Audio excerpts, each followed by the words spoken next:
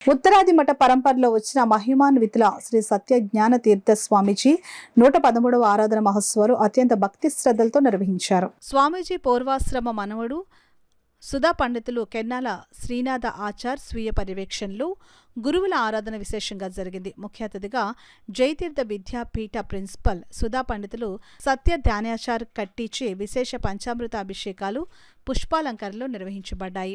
రాజమండ్రి ఉత్తరాది మఠ మేనేజర్ సుధా పండితులు విజయ సింహాచార్ ఆధ్వర్యంలో విశేష ఏర్పాట్లు భక్తులను పండితులను మంత్రముగ్ధులను చేశాయి.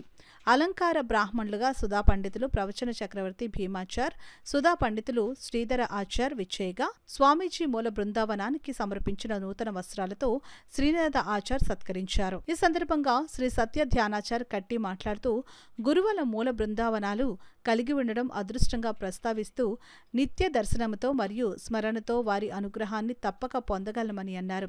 కార్యక్రమంలో న్యాపతి సుబ్బారావు, ఆంధ్రప్రదేశ్ హైకోర్టు న్యాయమూర్తి న్యాపతి విజయ్, డాక్టర్ వినయ్ కుమార్, కాకినాడ మధ్వ సభ కమిటీ ప్రతినిధి రాచూరి శేషగిరిరావు, మధ్వ పురోహితులు యాదగిరి మధ్వేష్, జమ్మి రామారావు, నాలా చెరువు కొండలరావు, బారు రమణారావు, అంగర లక్ష్మీ నరసింహరావు, చెట్టి హనుమంతరావు, పవన్, సారంగి ఆదిత్య, పురోహితులు కిరణ్ కుమార్ ఆచార్య, యాదగిరి ఆనందాచార్యతో పాటు అధిక సంఖ్యలో మధ్వ గృహస్థులు పాల్గొన్నారు. ఆరాధన సందర్భంగా భక్తులకు ఎటువంటి ఇబ్బందులు లేకుండా చేసిన ఏర్పాట్ల పట్ల అందరూ ధన్యవాదాలు తెలుపుకుంటూ తీర్థ ప్రసాదాలను స్వీకరించారు. శ్రీ సత్య జ్ఞాన తీర్థ స్వామీజీ రజిత మృత్తిక బృందావనంతో ఘనంగా పల్లకీ సేవ నిర్వహించగా సోమవారం ఉదయం గురువుల పాదుకలతో భక్తులందరూ కలిసి పాదుకా స్థానాన్ని భక్తి శ్రద్ధలతో నిర్వహించారు. స్వామీజీ వంశీకులైన శ్రీనాథ ఆచార్య భక్తులందరికీ గురువుల బల మంత్రాక్షతలను అందించి ఆశీర్వదించారు.